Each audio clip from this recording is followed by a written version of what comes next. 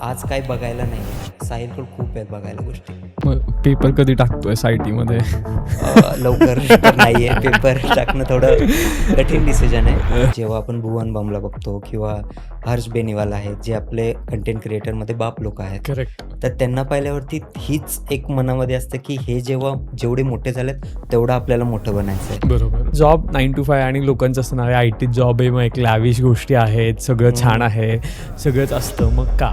तर मग त्यावेळेस डान्स नाही केल्यावर पाहुणे गेल्यावरती मार देखील खाल्लाय की तू ऐकलं का नाही आमचं. हे ओके. झालंय. बऱ्याच लेडीजला असं वाटतं की मी सिंगल आहे अजून. तर तो मला चांगला वाटतं चान्स तुला वाटतं. चान्स पण म्हणू शकतो, पण घरी आपल्या बायकाच आहेत. जे आम्ही यूट्यूब चॅनल आहे द साहिल गायकवाड, त्याला एक आम्ही ॲज अ कंपनी म्हणून रन करणार आहे. रोस्ट करा, मी खरंच खूप छान रिप्लाय देऊ शकतो. पण एखादं स्त्री कॅरेक्टर करणं हे माझे जे मोटिवेशन आहे ते डॉक्टर लक्ष्मण देशपांडे जे आहेत. ओके.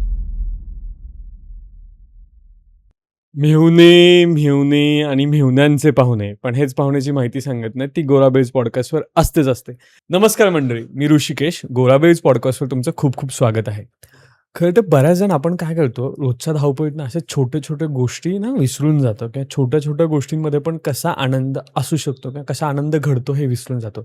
पण काही वेळेस आपल्या फीडमध्ये असे काही कंटेंट क्रिएटर येतात आणि ते आपल्याला त्या गोष्टी किती ॲक्च्युली आनंददायी आहेत, किती एक्सप्रेसिव्ह असू शकतात आणि किती त्या चांगल्या पद्धतीने पुट केल्याही जाऊ शकतात किंवा विनोदी पद्धतीने पुट केलं जाऊ शकतात हे दाखवतात.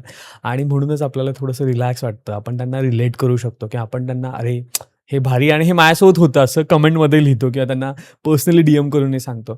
पण ते सगळं क्रिएट करण्यामागची प्रोसेस काय असते किंवा कंटेंट क्रिएशन करण्यामागची प्रोसेस काय असते आणि कंटेंट क्रिएशन करताना कुठल्या डिफिकल्टीजला जावं लागतं किंवा काय गोष्टी फेस कराव्या लागतात, ह्या सगळ्यांची गप्पा मारणार आहोत आज आपण साहिल दादासोबत. नमस्कार साहिल. नमस्कार. तुझं गोळाबेज पॉडकास्टमध्ये खूप खूप स्वागत आहे. Thank you so much. The Sahil Gaikwad असं तू कंपनी बोलतोयस, सगळं बोलतोयस. मग ते द का? म्हणजे आजकाल तर खूप द वाले लोकं आहेत. व्हाय द? अगेन? ओके. लोकांच्या नावांमध्ये जर ते यूट्यूबसाठी जर वगैरे वापरत असतील, त्यांची काय स्टोरी माहीत नाही. पण यामागे माझी एक स्टोरी होती, की लहानपणी आपल्याला शाळेमध्ये ग्रामरमध्ये आर्टिकल म्हणून असायचं इंग्लिश विषयामध्ये. तर त्यामध्ये ए अँड द हा विषय असायचा. तर शिकवताना ते एक खूप लक्षात बसलं होतं, की द हा शब्द तेव्हाच वापरला जातो, जर युनिक गोष्ट असेल तर. तर मग एक्झाम्पलमध्ये असं लिहिलेलं असायचं, की the sun, the moon, the Chhatrapati Shivaji Maharaj. मग अशा गोष्टी मला कळत होत्या, की काहीतरी युनिक गोष्टी असले तरच द वापरतात. मग ओके. कॉलेजच्या वेळेस मी एक बंकसमध्ये मित्रांमध्ये म्हणायचो, की मला साहिल गायकवाड नाही, द साहिल गायकवाड म्हणत जावं. कारण मी एकटाच राहणार आहे, मी युनिक राहणार आहे. मग जेव्हा यूट्यूब चॅनल स्टार्ट केलं, तर त्यावेळेस नाव ठरवायचं चालू होतं, की काय नाव द्यायला पाहिजे. तर मग त्यावेळेस आठवलं, की अरे आपण हे म्हणत होतो, तर आपण आता ह्याला नाव द साहिल गायकवाड देऊ. कारण साहिल गायकवाड हे एक युनिक राहील आणि यूट्यूब चॅनल वेगळं राहील असं. नक्कीच. आता जसं मी म्हणालो, की आम्ही ना ॲक्चुअली ह्या सगळ्या गंमती म्हणजे ज्या तुझ्या फीडवर दिसतात, त्या आम्ही ऑब्झर्व्ह केलेल्या असतात. हं. म्हणजे तू क्रिएट केलेली शेजारीण असू दे, तू क्रिएट केलेली हनीमूनची गंमत असू दे किंवा तू क्रिएट केलेलं एखादं आजीबाईचं पात्र असू दे, ते हं, आम्ही सगळं अनुभवलेलं असतं. पण आमच्यातली ती गंमत आम्ही विसरून जातो, असं हं, आम्हाला वाटतं, की आम्हाला ते एवढं नाही, अरे रोजच होतं असं वाटतं. हं. मग हे सगळं तुझ्यात कसं येतं किंवा कसं ते जुळवून आणतोस तू?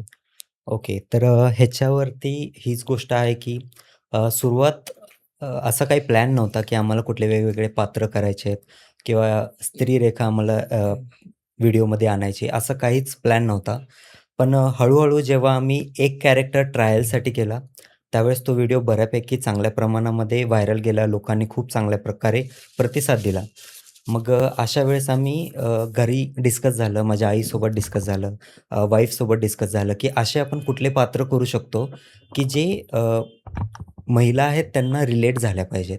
मग मोस्टली मी चेक करतो, की माझ्या फीडवरती किंवा माझ्या व्हिडिओजवरती कोणत्या लेडीज अशा आहेत, की ज्या कमेंट करतायत. तर मग मला जवळपास कळलं, की ज्या गृहिणी आहेत, ज्या घरी असतात किंवा त्या जॉब वगैरे करत नाहीयेत. तर मी मुद्दाम तसे टॉपिक्स पकडले, की जे त्यांच्याशी रिलेट होईल. तर ओके. अशा प्रकारे मग त्यामध्ये कुठलं कॅरेक्टर म्हणू शकतो, की नणंद आणि जाऊबाई असते. हां. ते झालं. त्यानंतर एक आजी आहे, आजोबा आम्ही करतो. त्यानंतर प्रेग्नंट वुमनची जी होणारी चिडचिड आहे, ते आम्ही ट्राय करतो की वेगळ्या प्रमाणामध्ये प्रेझेंट करू शकेल. तर अशा करेक्ट. प्रत्येक कॅरेक्टरच्या शोधामध्ये आम्ही असतोच आणि जेवढे जमेल तसे स्त्री पात्र आम्ही व्हिडिओमधून सादर करतो. नाही, नक्कीच आम्हाला तुझं प्रेग्नंट वुमनचं विचारायचं होतं, की नेमकी डिलिव्हरी होणार कधी आहे? ओके. शुअरली. पण त्याकडे येण्याआधी मला नक्कीच विचारायला हे आवडेल. पण असं इतकं वेळा ते म्हणजे गेटअप चेंज करून हे करून कंटाळा येत नाही का? म्हणजे दमायला होत नाही का? नाही, जरासुद्धा होत नाही त्यामध्ये. कारण जेवढ्या लोकांचा प्रतिसाद आहे त्याच्यापुढे एवढं कष्ट मला जास्त मोठं वाटत नाही. आणि आता एवढा मी यूज्ड टू झालो आहे, की मला आता कुठले ड्रेस मला बसतील आणि हे सगळे सगळेजण विचारतात, "हे ड्रेस कोणाचे आहेत?" हां. किंवा "तू साडी कोणाची वापरतोस?" तर ते माझ्या आईचे कपडे असतात, माझ्या आईची साडी असतात, तेच घेत असतो मी. आणि कुठला कॉस्ट्यूम कुठली साडी नेसायची आहे किंवा कुठला ड्रेस घालायचा आहे, हे नेहमी घरीच डिसाईड होतं. तर फक्त माझं एवढं असतं, की कपाटातून एक साडी घेऊन येतो मी. मग मी ही घालू का? मग मी ओके, ओके, चलो. तर आम्ही ते तयार होऊन जातो आणि हळू-हळू इतकी प्रॅक्टिस झाली, आता मी साडी घालायलाही शिकलोय. मला तेच विचारायचं होतं, की किती वेळ लागतो साडी घालायला? कारण जनरली असतं ना, की मुलींचं यार साडी घालायची म्हणजे ते सगळं सेटअप करा, ते चूज करा, ज्वेलरी चूज करा आणि ऑल दॅट आणि त्याला असं असतं, की यार कोण करेल ती कटकट आणि मग तुला किती वेळ लागतो रेडी अ, व्हायला? एक दिवशी माझी दीदी घरी आली होती आणि तिने मला साडी घालताना पाहिलं होतं. तर मॅक्स 5 मिनिटाच्या आतमध्ये मी ती साडी घातली होती विथ निर्या. तर वॉव! ती म्हणली, की "किती इझिली हिने साडी घातली." मी म्हटलं, "मला कुठे फंक्शनला जायचं आहे." तर त्या केसमध्ये मला ते महत्त्वाचं नाही, की मी छानच दिसलो पाहिजे. मी फनी वेमध्ये प्रेझेंट करायचं बघतो. भले साडी कशीही नेसली तरी चालेल. फक्त नक्कीच. निर्या वगैरे मग हळू आता चांगलं दिसण्यासाठी आईकडून किंवा माझ्या वाईफकडून मी निर्या बनवून घेतो आणि प्रॉपर गेटअप करतो मग त्या केसमध्ये. Nice, nice. नक्कीच. पण आम्हाला हेही माहिती आहे पडद्यामागे, की तू एक इंजिनिअर आहेस. हां. ओके. आणि तू 9 to 5 या पूर्ण अशा सर्कलमध्ये असतोस, जॉबही करतोस. तर ती काय कहाणी म्हणजे असं काय चालू आहे ते? सुरुवातीला जेव्हा इंजिनिअरिंग कंप्लीट झालं, तेव्हा एक मिडल क्लास घराण्यातल्या मुलाचे काय स्वप्न असणार आहे? भले ज्यांनी स्वप्न जरी पाहिले तरी त्यांच्यासाठी एकच गोष्ट आहे, की आपल्याला काही कालांतराने जबाबदारी येणार आहेत आपल्यावरती. उद्या जाऊन आपले वडील रिटायर होणार आहेत. मग पूर्ण घराची जबाबदारी आपल्याला घ्यायची आहे. तर अशा गोष्टी होत्या. त्यामुळे कधीच कंटेंट क्रिएशन स्टार्ट करावं ह्या गोष्टी नव्हत्याच. मग हळू पहिले इंजिनिअरिंग झाल्यावरती प्लेसमेंटवरती सिलेक्ट झालो आणि त्यावेळेस मिडल क्लासवाल्या मुलाचं स्वप्न हेच असतं, की पॅकेज चांगलं असावं. हां. ॲक्टिंग करणं किंवा एखादे व्हिडिओज बनवणं ह्यामागे हे आम्ही पाहतच नाही किंवा ते स्वप्नच नसतं प्रायोरिटीवरती. नेहमी ते प्लॅन बीमध्ये आम्ही कन्सिडर करतो. मग तसं करत जॉब स्विच केले. पॅकेज चांगल्या प्रकारे वाढत गेलं आणि एक प्रॉपर Android डेव्हलपर आहे. डेव्हलपमेंट फील्डमध्ये आहे मी आणि जॉब नाईस, स्विच केल्यानंतर जेव्हा एम-एन-सी वगैरे या गोष्टीमध्ये सिलेक्ट झालो, मग हळू कुठेतरी टाईम भेटायला लागला, की स्वतःसाठी वेळ काढायला. नाईस. मग मी स्वतःसाठी वेळ काढत गेलो. व्हिडिओ बनवणं हे त्याच्यामागे मुद्दा होताच.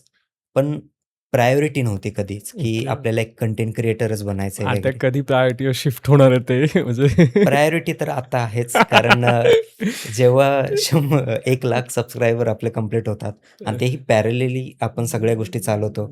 तर एक तो आहे मुद्दा, की आता ती प्रायोरिटी बनेल लवकरच. नक्कीच. मला त्याकडे पण यायचं आहे आणि बऱ्याच लोकांचा हा पण प्रश्न असतो, की कंटेंट क्रिएटर किती कमवतात? त्याकडे पण यायचं आहे, पण नक्कीच ते थोडंसं मी दाबून ठेवणार आहे सध्यासाठी. अच्छा. कारण बऱ्याचशा गोष्टी बाकीच्या जाणून घ्यायच्यात मला. पण हे सगळं करत असताना जसं तू उल्लेख केलास, की 1,00,000 सबस्क्रायबर पूर्ण झाले हं. आणि रिसेंटली तू तो टप्पा गाठलास. ते सेलिब्रेशन हे आम्ही बघितलं. मग एक कंटेंट क्रिएटरच्या दृष्टीने त्याला किती व्हॅल्यू असते? म्हणजे it might take a 10 years, it might take a 1 year और इट माईट टेक अ 3-4 वर्षही लागू शकतात. पण त्या 1,00,000च्या फिगरला किती व्हॅल्यू असते हे जाणून घ्यायला आवडेल आणि त्याच्या वेळेस काय भावना असतात सगळ्या? ओके. तर कुठलाही एखादा कंटेंट क्रिएटर आहे, तर तो सुरुवातीला हेच असतं, की त्यांचे मोटिव्हेशन एक असतं, की जेव्हा आपण भुवन बामला बघतो किंवा हर्ष बेनीवाल आहेत, जे आपले कंटेंट क्रिएटरमध्ये बाप लोकं आहेत. करेक्ट. तर त्यांना पाहिल्यावरती हीच एक मनामध्ये असतं, की हे जेवढे मोठे झालेत, तेवढं आपल्याला मोठं बनायचं आहे. बरोबर. तर मग त्यांच्या अकाउंटवरती आपण हे बघतो, की त्या लोकांचे मिलियन्समध्ये सबस्क्रायबर आहेत. तर ही गोष्टी एक स्वप्न असतं कुठल्याही कंटेंट क्रिएटरचं. तर तो पल्ला गाठण्यासाठी बरेच खूप कष्ट असतात. तुम्हाला खूप सारे ट्रायल एंड एरर करावं लागतात. तर करेक्ट. तुम्हाला तुमचा एक निश शोधणं खूप महत्त्वाचं आहे, की हा माझा व्हिडिओ आहे. ह्या प्रकारचे व्हिडिओज लोकांना आवडतात आहे आणि तेच मार्केटमध्ये चालणार आहे.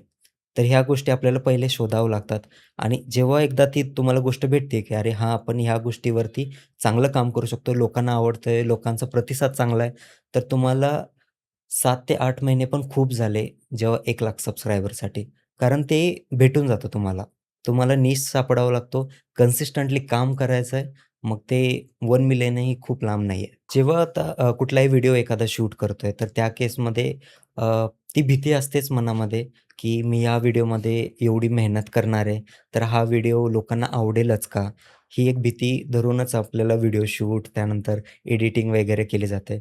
कधी-कधी अशा गोष्टी देखील होतात, की व्हिडिओ खूप छान शूट होतो, पण एडिटिंगच्या वेळेस आपल्याला कळतं, की नाही मी थोडासा ना डायलॉग अशा प्रकारे घ्यायला पाहिजे होता, की तो अजून छान वाटला असता लोकांना किंवा करेक्ट, ते लोकांना फील करून गेला असता. करेक्ट, मग करेक्ट.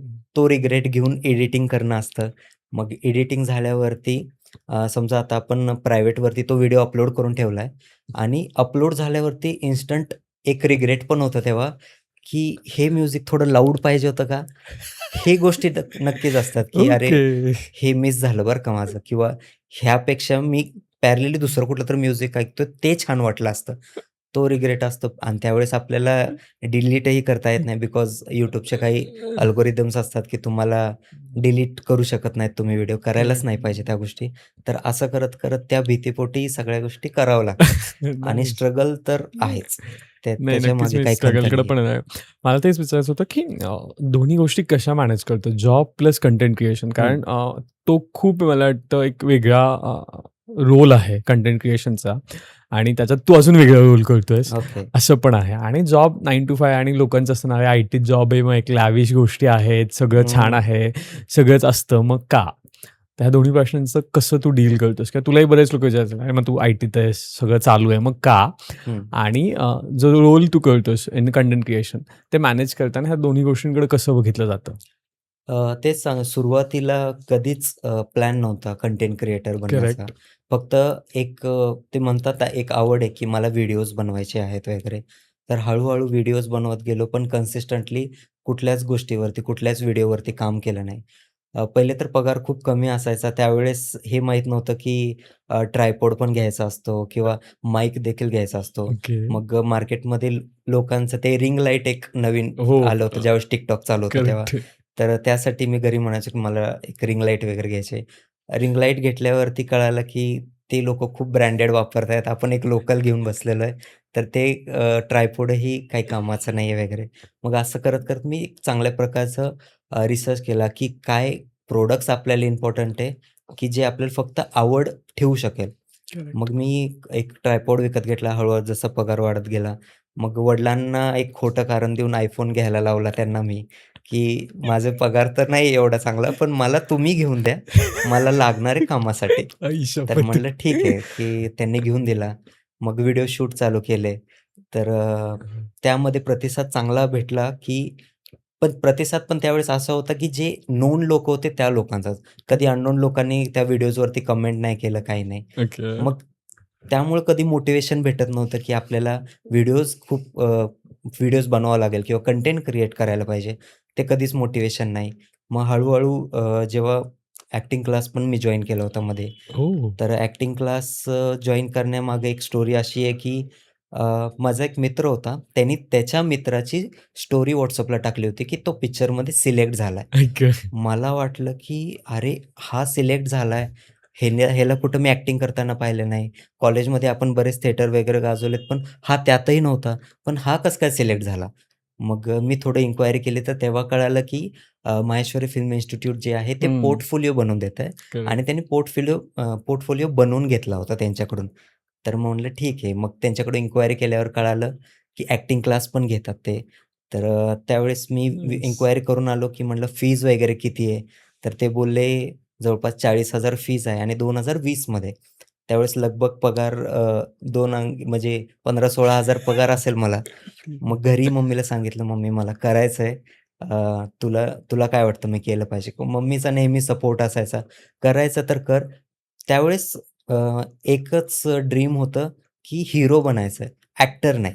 एका हिरो पिक्चरमध्ये बनायचंय. काम करायचं आणि लीड करायचं एवढंच त्यामागे. ओके. तर मग हे सांगितलं मम्मीलाही वाटलं, "अरे, आपला मुलगा हिरो बनू शकतो." मग तिने पप्पांना न सांगता मला जवळपास 30,000 ते 32,000 अरेंज करून दिले, की "घे तू वॉव! ॲक्टिंग क्लाससाठी भर." आणि मी सुपर्ब! पेमेंट झाल्यानंतर ॲक्टिंग क्लास वगैरे चालू झाले. मग त्यावेळेस जॉबही चालू होता. शनिवार, रविवारी मी ॲक्टिंग क्लासला जायचो, तर कधी-कधी हाल्फ डे घेऊन येऊन क्लास कंप्लीट करायचो, कारण मिस नाही झालं पाहिजे. मग हळू-हळू सीन कसे क्रिएट करायचे, ते इम्प्रोवाइज कसे करायचं, व्हॉईस मॉड्युलेशन या सगळ्या गोष्टी शिकलो. मग पॅरलली टाईमपाससाठी लिप व्हिडिओ स्टार्ट केले प्रॉपरली ट्रायपॉड वगैरे घेऊन. ओके. मग म्हटलं, की मार्केटमध्ये तर गोष्टी वेगळे चालू आहेत. लोकांना कॉमेडी आवडते. मग कॉमेडी व्हिडिओ स्टार्ट केले. मग पण तरी जॉबनुसार मला तो वेळ भेटतच नव्हता. करेक्ट, कारण करेक्ट. कामाचं प्रेशर तेवढं असायचं आणि व्हिडिओज पण बनवायचे आहेत. मग ऑफिसवरून जवळपास 9 ते 6 ऑफिस झाल्यानंतर मी घरी यायचो. संध्याकाळच्या वेळेस एक शूट करायचो काहीतरी जमेल असं. 2 ते 3 दिवस पहिले एडिटिंगला जायचे. विचार करत एडिटिंग करायचं, की काय छान आहे, काय नाही. असा ओके. इतका बराच टाईम घालवलाय मी त्यामध्ये. मग ते झाल्यानंतर जेव्हा मी स्वतः एकटा राहायला लागलो, मग त्यावेळेस घरी सांगून एक माईक विकत घेतला, की मला प्रॉपर कंटेंट बनवायचा आहे. तर ते घेतलं. पण मोटिव्हेशन तेव्हाही भेटत नव्हतं, कारण ते व्हिडिओ व्हायरलच जात नव्हते. मग ते करेक्ट. एवढंच होतं, की ठीक आहे, ते नाही तर जॉब तर चालू आहे. हां. मुलांचं तेच असतं, की पहिला काहीतरी येतंय. एक काहीतरी चालू आहे, जिथून पैसा करेक्ट, येतोय, विषय करेक्ट, संपला. तर करेक्ट. ते गोष्टी चालू असताना मग हळू परत व्हिडिओ चालूच होते, ते होते. त्यानंतर मग मी तेव्हा लग्नाचा फेज आला. घरचे म्हणले, की "चला मुली बघायचा कार्यक्रम आहे." मग जेव्हा मुलगी बघायला गेलो, त्यावेळी माझी अट हीच होती, जॉब तर चालू आहे, पण मला व्हिडिओज बनवायचे आहेत बरं हे का. आधीच हो, सांगितलं होतं. आधीच सांगितलं होतं. आई कारण शप्पथ! ह्याच्यामध्ये मला मी ऐकून नाही घेणार या गोष्टी. मग ते म्हणले, ओके. "ठीक आहे, व्हिडिओ बनव वगैरे चालेल." मग ते झाल्यानंतर लग्न झालं. चांगल्या कंपनीमध्ये जॉबही झाला, सॅलरी चालू झाली. पण एक नवीन जबाबदारी ॲड झाली लग्नानंतर. मग व्हिडिओज येतं वगैरे करणं लक्षात. तरीही बंदच होतं. मग एक दिवशी असा बसून विचार केला, की काय करतोय आपण? नुसतं पगार येतोय, तो आपण घरच्या जबाबदारीवरती उधळतोय. दुसरं काय आहे? आपण काहीच पॅशन फॉलो करत नाही. जी आवड होती तेही करत नाही. मग मी घरी बसून वाईफला सांगितलं, "मला करायचं आहे व्हिडिओ स्टार्ट. काय करू सांग?" मग तिने सपोर्टमध्ये आम्ही कपल व्हिडिओ स्टार्ट केले. ते बऱ्यापैकी चांगले ट्रेंडला गेले. ओके. जवळपास 30 ते 40 व्हिडिओ गेल्यानंतर पहिलं जे Instagram अकाउंट होतं ते सस्पेंड झालं. आई गं! आणि ते सस्पेंड असं झालं, की ते रिकव्हरही झालं नव्हतं. त्यामागे प्रोसेस कशी असते हे माहीत नव्हतं. करेक्ट. तर की त्यासाठी बरेच फेस ऑथेंटिकेशन हे माहीत नव्हतं. त्यामुळं अकाउंट डिलीट झालं. पण ते जे 30 व्हिडिओमध्ये जो प्रतिसाद लोकांकडून भेटला होता, तो त्यांनी मोटिव्हेट केलं होतं मला, की चल करेक्ट. नवीन अकाउंट बनवू, परत व्हिडिओचा बॅकअप आहे ते सगळे व्हिडिओ टाकू. हळू करत चांगल्या प्रकारे केलं. पण कपल व्हिडिओज पण आम्ही काही इतक्या छान पद्धतीत शूट करत नव्हतो. मी ॲक्टिंग करू शकत होतो. वाईफ हे नॉन ॲक्टिंग फील्डमध्ये होते. तर तिला बऱ्याच गोष्टी सांगावं लागत होतं. तर मे बी मार्केटमध्ये त्या गोष्टीही कमी प्रमाणामध्ये चालत होत्या. मग हळू मग मम्मीला म्हटलं, की "मम्मी काहीतरी वेगळं केलं पाहिजे. त्याशिवाय आपण मार्केटमध्ये लोकांना दिसणार नाही." करेक्ट. मग पहिला जो व्हिडिओ मी स्त्री पात्रातला स्वीकारला तो म्हणजे मावशी आणि आत्या हे कॅरेक्टर होते. मग त्यासाठी मी साडी वगैरे परिधान नाही केलं. त्यासाठी नॉर्मल ट्रेडिशनल कुर्ता त्याच्यासोबत आईची ओढणी होती आणि धोती पॅन्ट घालून मी केलं. त्याच्यासाठी बऱ्याच लोकांचा प्रतिसाद आला, की "तू स्त्री पात्र खूप छान करतोयस." ओके. म्हटलं, "ठीक आहे." मग तेही चांगलं चाललं. मग मी म्हटलं, "मम्मी हे जर गोष्ट चालते, एकदा साडी घालून बघू ना, काय होतं?" मग साडी मला त्याकडे घालून यायचंच होतं बघण्यासाठी म्हणजे की हो. साडीची रिएक्शन कशी होती पहिला? नाही, मम्मी खूप ओपन माइंडेड आहे आमची. तिचं ओके. असं कधीच नाही, की हे चांगलं नाही दिसणार, ते चांगलं कधीच नाही. ती नाईस. नेहमी असेच, की तुला ट्राय करायचं ना, घे ना, घेऊन ये साडी. मला डायरेक्ट म्हणले, "घेऊन ये साडी, तुला कुठली आवडते, आपण घालून बघू." मी म्हटलं, "ठीक आहे, पण मला एकट्याला नाही करायचं, आपण तिघं करणार आहे." त्यामध्ये माझी मम्मी, मी आणि वाईफ. मग आम्ही तिघांनी जे पहिला व्हिडिओ जो केला तो म्हणजे अंतविधीचा आणि तो बऱ्याचशा प्रकारामध्ये मिलियन क्रॉस झाला मग तो व्हिडिओ. करेक्ट. मग ते मोटिव्हेशन जे तेव्हाच भेटलं, तेव्हा म्हटलं, की आपल्याला स्त्री पात्र चांगले जमतायत आणि आता हे सोडायचं नाही. पण पॅरलली आपण ट्राय करू वेगळे कॅरेक्टर, पण स्त्री पात्र ठेवायचंच. करेक्ट. तर असं करत ते केलं आणि मग जॉब पण पॅरलली चालू. मग आता हळू त्याला वेळ द्यायचा आहे आणि व्हिडिओज पण चांगले जात आहेत. मग मी नेहमी जॉब करत दिवसातला 1 तास काढतोच स्वतःसाठी, की आपल्याला यामध्ये व्हिडिओ बनवायचा आहे. जर इन केस ऑफिसचं टाईम आहे, तर मी एखादं सांगतो, की मला थोडं काम आहे. 1 तासानंतर मी परत लॉग इन करतो, पण मला 1 तास द्या. मग ते ओके. तेवढं ॲडजस्ट होत होतं त्या केसमध्ये किंवा लंच ब्रेकमध्ये व्हिडिओ करायचो. स्टार्टिंगला जर नवीन जॉब जो चालू होता, त्यावेळेस बेंच पिरियड होता. बेंच पिरियड म्हणजे आपण रिकामे बसलेलो असतो. त्यावेळेस फक्त इंटरव्ह्यूज द्यायच्यात आणि घरी येऊन व्हिडिओज करायच्यात. करेक्ट. मग त्या केसेसमध्ये मी बऱ्याचपैकी 10,000 फॉलोअर्स मी त्यामध्ये कमवले, ओह, त्या नाईस, बेंच पिरियडमध्ये. मग ते मोटिव्हेशन जेव्हा एकदा सुरू झालं, मग म्हटलं आता थांबायचं नाही. मग नाईस. अशा प्रकारे मी जॉब आणि कंटेंट क्रिएशन मॅनेज करत होतो. करेक्ट. पण मग आता असतं ना, की जसं मी मगाशी म्हणालो, की आय-टीचं वर्ल्ड एक असं फॅसिनेटिंग असं आहे. मग तिथे असं होत नाही का, की काय साडी घालून व्हिडिओ करतायत किंवा तिकडून सपोर्ट कसा आहे? म्हणजे बऱ्याच लोकांचं जसं मी जॉब करतोय, मला कंटेंट क्रिएशन करायचं आहे, आवड आहे. पण मला माहीत नाही माझं ऑफिसवाले सपोर्ट करतील का नाही. हं. आणि बऱ्याच आपण इनिशियली सांगत पण नाही लोकांना, कारण आपल्यालाच माहिती असतं आपण किती पाण्यात आहोत. Very frankly speaking. तर काय सांगायचं बाबा? नाही तर ते कसं होतं सगळं? मला एक 3 ते 4 मित्र असे भेटले होते, जे हं. माझ्या घरून ते ऑफिसपर्यंत माझ्या नेहमी सोबत असतात. तर त्यातला ओके. एक मुलगा असा आहे, की तोही कंटेंट क्रिएशनमध्ये होता, पण तो ट्रॅव्हलिंग व्लॉग्स वगैरे बनवायचा. मग जेव्हा माझे फर्स्ट व्हिडिओ मी माझ्या मित्रांना दाखवले, तर त्यांचं डायरेक्टली रिएक्शन असं होतं, की "खूप छान व्हिडिओ बनवलाय आणि तू कंटिन्यू कर ह्या गोष्टींमध्ये." हं. पण मी म्हटलं, की "ठीक आहे, हे मित्र आहेत म्हणून बोलतायत." पण जेव्हा अननोन लोकांकडून हे रिएक्शन्स आपण ऐकल येतात. किंवा काय, तर ते केसेस मला थोडंसं भीती वाटत होती. मग मी जवळ जेवढे टीम मेंबर्स होते, मी सगळ्यांना ब्लॉक करून ठेवलं होतं, की त्यांना या गोष्टी कळायला नाही पाहिजे, की मी करतो काय आहे? किंवा जर इन केस मी हे सांगतोय, की मला थोडंसं काम आहे, मी थोडं बाहेर चाललोय, तर मे बी त्यांना हे वाटेल, की सोशल मीडियावरती तर ॲक्टिव्ह दिसतोय हा, पण काम कुठलं होतं ह्याचं? असं वाटायला नको. म्हणून मी येतं लक्षात इनिशियल मला. स्टेजला मी ते मी ज्या फेजेसमधून गेलो मला आठवतात माझ्या फेजेस. राइट. मग ते केलं. मग हळू-हळू जेव्हा व्हिडिओ चांगले गेले, तर ऑफिसमधल्या लोकांनी ओळख दाखवायला चालू केली, की "अरे, आम्हाला एक्स्पेक्टेडच नव्हतं, की तू एक आय-टी एम्प्लॉयी आहे. आम्हाला असं वाटायचं तू इन्फ्लुएन्सर आहे, तू मुंबईला राहत असशील." या सगळ्या गोष्टी. मग करेक्ट. त्यांना मी प्रॉपरली फेस केलं, की मग हळू त्या लोकांनी सेल्फीज वगैरे चालू झाले. मग ह्याच्यातून तर कळालं, की आय-टी असो, काय असो, आपले लोकं प्रत्येक आहेत. ठिकाणी आहेत करेक्ट. आणि ते सपोर्ट दाखवतात. आणि ज्यांना ट्रोल करायचं त्यांनी कमेंट सेक्शनवरती सुरुवात केलीच होती. तर त्यांचा फरक नाही पडला कधी. पण ते आय-टीवाल्यांनी बराच सपोर्ट केला नाही मला. तर तो ट्रोलचा विषय काढलाच आहे, तर मला तेही जाणून घ्यायचं, की अजूनही आपल्या सोसायटीमध्ये ना एक असतं, की या लोकांना काहीच येत नाही म्हणून हे साडी घालून काम करतात. हा एक समाज आहे हं. मेंटॅलिटीमध्ये. दुसरी गोष्ट अशी आहे, की साडी घातलं म्हणजे तुम्ही वल्गर केलंच पाहिजे किंवा केलंच जातं, असं लोकं दाखवायचा प्रकार असतो किंवा एखाद्या कुठेतरी ती स्त्री इमेज आहे ना, मग ती चला आपण कसंही वापरून त्याचा लोकांना आनंद देऊ शकतो, असं पोर्ट्रे केलं जातं. हं. आणि मग त्याच्यात जसं तू म्हणालास, की ट्रोलसाठी तर कमेंट बॉक्स उघडायचा. म्हणजे ॲटलीस्ट हो, 4 हो. बोलणाऱ्या लोकांची तोंड आपण दाबू शकतो किंवा रस्ता बदलू शकतो. कमेंट बॉक्स आपण ब्लॉक केलं तर आपलंच नुकसान असतं. हो. मग या सगळ्या फेजेसला कसं फेस केलंस? किंवा असे जे आजूबाजूचे विचार आले असतील, इन्स्टेड ऑफ घरची फॅमिली, त्यावेळेस कसं होतं तुझं? बरेच सुरुवात जेव्हा झाली होती त्यावेळेस बरेच निगेटिव्ह कमेंट्स यायचे. त्यावेळेसही असं वाटायचं की आपण काच हे निवडलंय किंवा हे पात्र नव्हते करायला पाहिजे का? किंवा मी काही ह्या गोष्टीतून वाईट गोष्ट केली आहे का, की जी लोकांना आवडत नाहीये? पण त्या गोष्टी मी घरी देखील शेअर करायचो, की "मम्मी हे बघ हा व्यक्ती असा बोलतोय गं कमेंटमध्ये" किंवा "ही लेडीज असून मला असं बोलतीये, की मुलांना आता काही कामं नाही आहेत, तर साड्या घालून व्हिडिओ बनवतात कारण फेमस व्हायचंय." करेक्ट, असं करेक्ट. बोलतायत. तर जेन्युइन रिएक्शन माझ्या घरून असं यायचं, "तू मेसेज कर ना त्यांना, आवडत नाही तर बघू नका."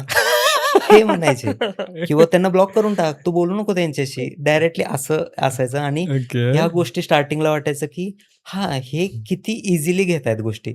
आता ठीक आहे, स्वतःवर येणं किंवा आपल्या जवळच्या व्यक्तीवरती येणं, ते एक सेमच वाटतं आपल्याला. तर आईला तेच वाटणार, की आपल्या मुलाला जर असं बोलताय, तर मम्मी सोडून दे, विचार करू नको किंवा त्यांना ब्लॉक करून टाकू. आपल्याला फरक नाही पडत, आपल्याला काम करायचंय. करेक्ट. मग तसं करत मी बऱ्याच ते बोलायची एक गोष्ट असते आणि सहन करणं एक वेगळी करेक्ट. पद्धत. नक्कीच, नक्कीच. तर मला एखादा दिवस थोडासा मी डिस्टर्ब राहायचो मला त्या ते सहन केसमध्ये. करणंच ऐकायचं कारण बऱ्याच असं होतं, की आता आपण केसेस पण बघतो, की लोकांना करायचं असतं म्हणून लोकं करतात. म्हणजे हं, साडी पातळ करतात किंवा काहींना ओपन अप व्हायचं असतं म्हणून ते वेगवेगळ्या एक्सप्लोरेशनच्या गोष्टी करतात पण. हं. आणि नंतर कमेंट्स आल्यानंतर आपण बघतो, की लोकं डिप्रेशनमध्ये जात आहेत किंवा दे अटेम्प्ट टू सुसाईड ॲज वेल हां, समटाईम्स हां, किंवा हां. अजून काहीतरी गोष्टी आहेत. तर मला त्याच्यासाठीच हवं, की तुझं डिटेल एक्सप्लेन केलंस, की how you come out of that phase किंवा हाऊ यू इग्नोर पीपल. हं, हं. अ, ते एक असतं ना, की आपण बोलतो, की एक व्हाईट बोर्ड समजा जर असेल आणि त्याच्यावरती जर ब्लॅक डॉट आहे. तुम्ही जर म्हणलात, की त्या बोर्डवरती काय आहे?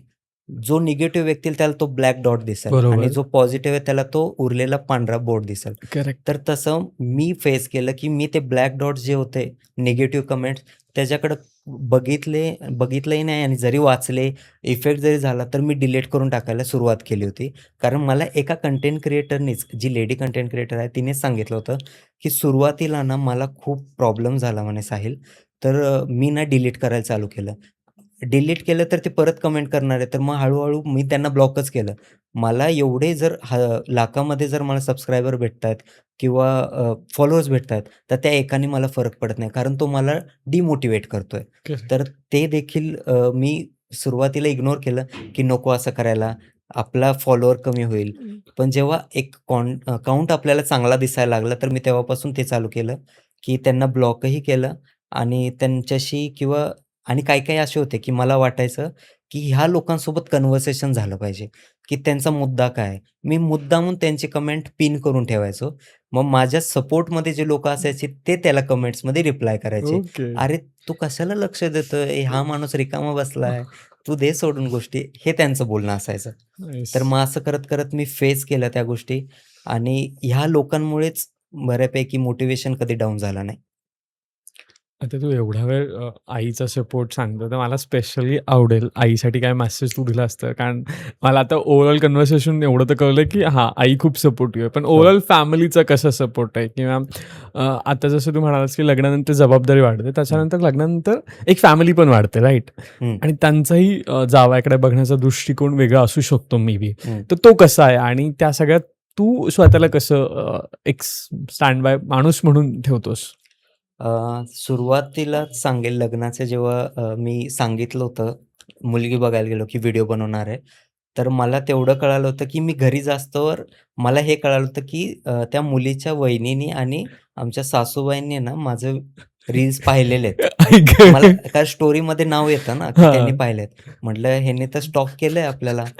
तर मग हळू एक मध्यस्थी जे असतात लग्नाच्या, त्यावेळेस त्यांची अशी मध्ये डीलही झाली होती, की हा व्हिडिओ तर नाही करणार ना नंतर. तर आमच्या साइडचा पण मध्यस्थी म्हणतो नाही करणार आणि आमचं मध्यस्थी होते, आमचे जवळचेच पाहुणे होते. तर माझ्या दीदीने तिथं स्टँड घेतला, तो का व्हिडिओ बंद करेल? त्याची आवड ओके. आहे ती आणि मुलीला प्रॉब्लेम नाही, तुमचा काय संबंध आला? तर ही गोष्ट होते. पण नाईस. त्या गोष्टीला आम्ही जास्त महत्त्व दिलं नाही. बिकॉज बरोबर. आपण तिकडच्या घरातून एक मुलगी घेऊन येतो आणि तिचा सपोर्ट आहे दॅट्स इट. करेक्ट. मग मे बी त्यांना कधी प्रॉब्लेम झाला असेल सासरवाडीच्या लोकांना, पण त्यांनी कधी असं जाणवलं नाही मला, की आम्हाला नाही आवडत आहे. हे त्यांनी कधीच मला समोरून बोलले नाही किंवा माझ्या वाईफच्या थ्रू पण मला कधी या गोष्टी आल्याच नाहीत, की नाईस. त्यांना नाही आवडत आहे, असं ते कधीच बोलले नाहीत. मग हळू-हळू आई-वडिलांचा सपोर्ट तर पहिल्यापासून असा होता, की ते फॅमिली अल्बम्स असतात ना, तर हां. त्यामध्ये वडिलांचा एक फोटो पाहिला होता, की त्यांनी एका नाटकामध्ये भाग घेतला होता आणि त्यांनी एक मावळे बनले होते. मी ओके. म्हटले की नाटकामध्ये जर हे भाग घेतायत म्हणजे कलेची आवड आहे. आईनी नेहमी ते असतं ना, "अरे पाहुणे आले, डान्स करून दाखव." हे लहानपणी खूप वेळा झालंय आमच्यासोबत. ओके. तर मग त्यावेळेस डान्स नाही केल्यावर पाहुणे गेल्यावरती मार देखील खाल्लाय, की "तू ऐकलं का नाही आमचं?" हे ओके. झालंय. मग कॉलेजमध्ये जेव्हा स्वतः आईनी मला डान्स करताना पाहिलं, तर तिने मला नंतर सांगितलं होतं, की मी खूप रडले म्हणे. कारण हां. ज्यासाठी तू मार खात होता, तो आज आमचे स्वप्न होते, की तू करावंस वगैरे. मग मी म्हटलं ठीक आहे. मग ह्या सगळ्या गोष्टी मग ह्याच्यावरून कळत होतं, की कलेसाठी ह्यांनी मला कधीच नाही म्हणले नाहीत. तुला हं. समजा डान्स करायचा आहे, तू कर. तुला ॲक्टिंग करायची तू कर. हे कधीच त्यांनी सपोर्ट नाही असं नाही. आणि मग तसं करत-करत कंटेंट जेव्हा बनवत गेलो, मोठी गोष्ट मला ही सांगायला आवडेल, की कधी-कधी आमचं शूट होईस्तोवर 10 ते 11 वाजतात संध्याकाळचे ओके. आणि माझे वडील तेव्हाही जेवायचे थांबलेले असतात. कारण त्यांचं ते म्हणतात, की "मला डिस्टर्ब नाही करायचं आहे. तुम्ही शूट करून घ्या. मी थांबतो जेवणासाठी." तर इतपत सपोर्ट मला भेटतो घरून. त्यामुळे नाईस. मला असं वाटतं, की मी खूप ब्लेस आहे, की घरचा सपोर्ट असणं खूप महत्त्वाचं नाही, आहे. नक्कीच आणि मला वाटतं अशी काही पात्र करताना थोडंसं आपण सोसायटीच्या अगेन्स्ट जात असतो त्यावेळेस घरच्यांचा सपोर्ट खूप जास्त महत्त्वाचा असतो. कारण तुम्हाला माहिती असतं की तुम्ही काय डेडिकेशननी करताय. समोरचा राइट. माणूस एक कमेंट बोलून जातो, पण ते आपल्याला किती लागतं की आपण त्याच्यासाठी किती 4 दिवस आपला सगळ्या कामाचा इम्बॅलन्स करतो, बऱ्याचशा गोष्टी करतो, ते नाही करत आणि घरच्यांचा सपोर्ट असेल तर हां, मग आपण 4 लोकांना उलटं उत्तर देऊ शकतो. मी उलटं नाही म्हणणार, पण हां, तुम्ही काय करता हे दाखवू शकतो आपण त्यांना. अदरवाईज हां. आपण घरचेच सपोर्ट नाही तर तुम्ही त्याला लिहू शकत नाही. तू तुझं बघ म्हणून सुद्धा. नाही, नाही, नाही. नक्कीच हे सगळं आहेच. त्याच्यासोबत असं बऱ्याचदा होतं म्हणजे, की ज्यावेळेस आपण कंटेंट क्रिएशनमध्ये येतो ना, त्यावेळेस आपल्याला आपल्या फ्रेंड सर्कलकडून खूप अपेक्षा असतात. म्हणजे त्यांनी रील्स लाईक केलं पाहिजे, शेअर केलं पाहिजे किंवा यार त्याने एखादी तरी कमेंट केली पाहिजे. आवडत नसलं तरी बघितलं पाहिजे. फोर्सफुली बघ म्हणून आपण हे पण हो. करतो. आणि त्याच्यातल्या त्याच्यात जर आता तू स्त्री पात्र करतोय, तर मला वाटतं कुठेतरी असं पण होतं, की मेल फ्रेंड थोडे-थोडे कमी व्हायला लागतात. तर हे सगळं तुझ्यासोबत पण होतं का? हं. किंवा तुझ्या कशा अपेक्षा होत्या आणि तुला इन रिटर्न फ्रेंड्सकडून काय मिळालं? ओके. तर जसं की जेव्हा मी ॲक्टिंग क्लास कंप्लीट केले होते, त्यावेळेस मी अ, खूप स्ट्रगल या गोष्टीचा करत होतो, की आपण शॉर्ट फिल्म्स वगैरे बनवू, YouTubeवरती काहीतरी स्टार्ट करू. तर मी राहायचो पहिले खराडी साईडला आणि तिथून मी तळेगाव दाभाडेला इकडं पूर्ण बाईकवरती ट्रॅव्हल करून यायचो मित्राकडे, कारण आपण व्हिडिओज बनवू वगैरे. तर ते झाल्यानंतर एडिटिंग वगैरे हे स्वतः करायचो. तेव्हा मी सगळ्यांना लिंक पाठव, की यार तुम्ही लाईक करा, सबस्क्राईब करा. तर बऱ्याच मित्रांनी त्यावेळेस खूप चांगला सपोर्ट दाखवला होता. पण ओके. जे माझ्यासोबत ऑफिसमध्ये होते ते फ्रेंड्स, ना की माझे लहानपणीचे फ्रेंड, ना की कॉलेजचे फ्रेंड्स असं त्यांच्याकडून खूप कमी सपोर्ट आला मला. मग नंतर जेव्हा मी स्त्री पात्रातले कंटेंट वगैरे स्टार्ट केले, तर त्या केसेसमध्ये खूप मुलांकडून तर नाही, पण असं मेल फ्रेंड्सकडून मला जास्त कमेंट्स वगैरे किंवा ॲप्रिसिएशन नाही भेटलं. तर आय डोंट नो त्यामागे त्यांना काय वाटतंय किंवा ते काय विचार करतात हे मला माहीत नाहीये. पण पहिल्यापासून एक मुलगी होती जी कॉलेजपासून मला नेहमी सपोर्ट करत होती. ती अजूनही आम्ही कॉन्टॅक्टमध्ये असतो. माझं फ्रेंड म्हणण्याचं डेफिनेशन मला फ्रेंडची अशी आहे, की तुम्ही नेहमी अप्स एंड डाउन्स बघितले पाहिजे एकमेकांचे, सपोर्ट केला पाहिजे किंवा जर तुम्ही एक्स्पेक्ट करताय सपोर्ट, तुम्ही हक्काने कॉल करून बोललात पाहिजेत. जर तुला एवढ्या हक्काने तुम्हाला जर माझे व्हिडिओज नाही आवडते, तुम्ही हक्काने बोललं पाहिजे, की साहिल नाही आवडत किंवा तू वेगळं काहीतरी कर असे. तर तसं नाही. मला कुठल्या मित्रांकडून तर नाही. पण एक फ्रेंड आहे तिच्याकडून कंटिन्यू कॉलेजपासून कारण ती मला खूप मोटिव्हेट करायची, की "तू व्हिडिओ बनवत जा, तू छान करतो." त्यावेळी मी TikTok म्युझिकलीवरती व्हिडिओ बनवायचो. तर त्याच्यावरती ती ॲप्रिशिएट करून मला तो एक आवड जी आहे ती तिच्याकडून लागली, की कोणतरी ॲप्रिशिएट करतंय. ते असतं ना लाखांमध्ये आपला एक व्यक्ती टाळ्या वाजवतोय. ती ते व्यक्ती होते. त्यामुळे मला तो नाईस. सपोर्ट नेहमी राहिला तिच्याकडून. आता पण अजून एक महत्त्वाचा मुद्दा मला असं वाटतं, की तू असं वेगवेगळे कॅरेक्टर्स करतोस. पण तू म्हणालास, की तू सुरुवातीला असं काही नव्हतं डिसाईड केलं, की हे कॅरेक्टर करायचं अँड ऑल दॅट. हं, मग ते कसे इव्हॉल्व होत गेले एकतर हे विचारायचंय हं. आणि त्या कॅरेक्टरमध्ये जाताना आणि बाहेर येताना काय गोष्टी असतात हे पण जाणून घ्यायचंय. त्याच्यासोबतच मी बघितलं तुझं तर प्रत्येक कॅरेक्टर वेगळे असतात. म्हणजे तुझी शेजारीण आम्हाला वेगळी जाणवते. आजी केल्यानंतर वेगळं जाणवतं. हं. त्याच्यानंतर ज्यावेळेस स्वतः प्रेग्नंट लेडी करतोय ती वेगळी जाणवते आणि प्रत्येकाचं तू जसं गेटअप पण ठरवलेत, की हे असेल तर हे गेटअप असलं पाहिजे, ते असेल तर हो. ते गेटअप असलं पाहिजे. तर हे सगळं कसं मॅनेज होतंय मग? किंवा ते कसं जमतं, की ह्या कॅरेक्टरसाठी हेच एक्सप्रेशन आले पाहिजेत, याच गोष्टी दिसल्या पाहिजेत, असंच ते सगळं? ओके. तर त्यातलं मी एक स्पेसिफिक कॅरेक्टर आहे त्याच्याबद्दल सांगेल. नक्कीच. एक आजोबांचं कॅरेक्टर केलं होतं. त्याला आम्ही मामांजी नाव दिलं होतं. हं. तर ते कुठल्यातरी कोलॅब करत होतो आम्ही आणि त्यावेळेस ते सक्सेस नाही झालं. ते कॅरेक्टर वर्क नाही झालं. मग मी त्या गेटअपमध्ये रेडी होतो. तर मी माझ्या मम्मीशी बोललो, की "मम्मी हे मी तयार आहे. ह्याच्यावरती काहीतरी करूया का आपण?" तर मग तेच आम्ही आयडिया शोधत गेलो, की काय करायचं काय? मग मी म्हटलं सिंपल गोष्ट करू. एक स्टूल ठेवू, एक ग्लास ठेवू. फक्त "सुनबाई तू आहेस, तू म्हण की मामांजी तो ग्लास घेऊन या." मग त्या ह्याच्यामध्ये जे उठताना थरथर कापणं असणं किंवा ते चालताना डान्सिंग स्टाईलमध्ये चालणं आणि बोलण्यामध्ये तो थरथराट असणं, हे आम्ही ॲड करत गेलो. मग हसण्यावरही आमचे जवळपास 7 ते 8 टेक निघून गेले. कारण कंट्रोल आम्हा दोघांनाही होत नव्हतं, की ओके. हे काय नवीन करतोय आपण. मग असं करत-करत आम्ही वेगवेगळे पात्रही शोधले. जसं की आजी कॅरेक्टर होतं. आजी कॅरेक्टरच्या वेळेस मी मम्मीकडे एक स्पेसिफिक साडी होती. मी म्हटलं, की "मम्मी ही साडी घालून आपण एक आजी करू शकतो का?" तर ती म्हणे, "ठीक आहे करू शकतो, पण तू करणार काय त्यात?" मग त्यावेळेस मी दाखवलं, की अ, माझ्या मम्मीचं एक ऑपरेशन झालं होतं. तर त्या केसमध्ये तिच्याकडे एक काठी होती चालताना जी आपण वापरतो, हं. ती काठी होती. तर ती काठी घेऊन मी जस्ट तिला एक वॉक करून दाखवलं, की हे करू शकतो आणि बोलण्यामध्ये एक परत थरथराट घेऊन आणि एक ते म्हणतात पतला आवाज हं, जो आहे हं. तो आपण घेऊ शकतो, जेणेकरून तो ट्यून बनू शकतो बघ. मम्मी म्हणे, "ठीक आहे जा, साडी घालून ये, बघू आपण कसे." मग साडी वगैरे घातली, डोक्यावरती पगड, त्यानंतर एक मोठं कुंकू लावणं, दॅट्स इट. मग मी म्हटलं, की हे कॅरेक्टर जर आवडलं लोकांना तर खूप आवडेल. मग त्यामध्ये मी म्हटलं, की करायचं काय पुढे? तर मी म्हटलं, "चल," म्हटलं, "तू सूनबाई बन, मी सासू बनतो," म्हटलं तुझी. मग आपण तसं करत-करत आम्ही "ए मनीषावाला" चालू केलं. मग ते लोकांना भयंकर आवडलं. Literally correct. आत्ता मला भले मी ते गेटअप असो नसो किंवा मी साधा माझा ह्या लूकमध्ये जरी फोटो टाकलं, तरी कमेंटमध्ये येतं, "ए मनीषा." ते वालं येतं. तर मग अशा प्रकारे आम्ही एक आजी कॅरेक्टर डेव्हलप केलं. मग शेजारीन करताना त्यालाही काही प्लॅन नव्हता कुठलाही आणि सगळ्यात मोठी गोष्ट हे सांगेल, की आम्ही कुठल्याही प्रकारे स्क्रिप्टिंग करत नाही. ओके. तो आमचा मेन मुद्दा आहे. कारण मला वाटतं, की स्क्रिप्टिंग जर तुम्ही करताय, तर एक लिमिटेशन्स राहते तुम्हाला, येतात. की करेक्ट. त्याबाहेर तुम्ही विचार नाही करू शकत, जर स्क्रिप्टिंग केली तर. म्हणून आम्ही म्हणतो, की एक मुद्दा घ्यायचा, त्याच्यावरती जेवढे जमेल तेवढे पॉइंट्स टाकत राहायचे. एक पहिला पार्ट, दुसरा पार्ट, लयीत लय काय होईल 3-4 पार्ट होतील म्हटलं, पण आपण करत राहू. मग असं करत-करत आम्ही एक शेजारीन केलं. जी मटणासाठी खूप हावरटपणा दाखवते, ते केलं. मला त्यानंतर आम्ही एक प्रेग्नंट बाईचं करायचं होतं. त्यावेळेस मी कमिट केलं नाही, मी त्यासाठी एक स्टोरी टाकली होती लोकांना, की मला सजेस्ट करा टॉपिक. तर एका मुलीने सजेस्ट केलं होतं, "प्रेग्नंट लेडी कर ना तू." मग आम्ही ओके. त्याच्यामागे विचार करायला चालू केला. जर प्रेग्नंट केलं, तर पोट दिसलं पाहिजे. ते फील पण झालं. असं नाही की नुसतं पोटामध्ये बाळ दाखवणं म्हणजे ही मोठी गोष्ट आहे. ते चालणं पण आलं पाहिजे. त्यानंतर ती एक प्रेग्नंट वुमनची चिड असते, ती दाखवली पाहिजे. प्रत्येकाला कसंही बोलते हे दिसलं पाहिजे.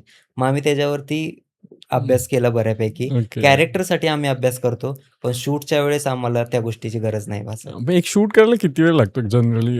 तुझे रील्स असतात ते शूट करायला किती लागतात वेळ? जर तुम्ही खूप सारे जर यूज्ड टू असाल, तर तुम्हाला हे खूप साधं वाटेल. पण जर ज्यांना जे व्हिडिओ बनवत नाही त्यांना ऐकून शॉक वाटेल. मॅक्स आम्हाला 40 मिनिट्स खूप झाले एक शूट व्हायला. एक रील करायला? एक रील करायला ओके. आणि तेही स्क्रिप्ट नसताना 40 मिनिट्समध्ये आम्ही पूर्ण शूट आवरतो. नाईस.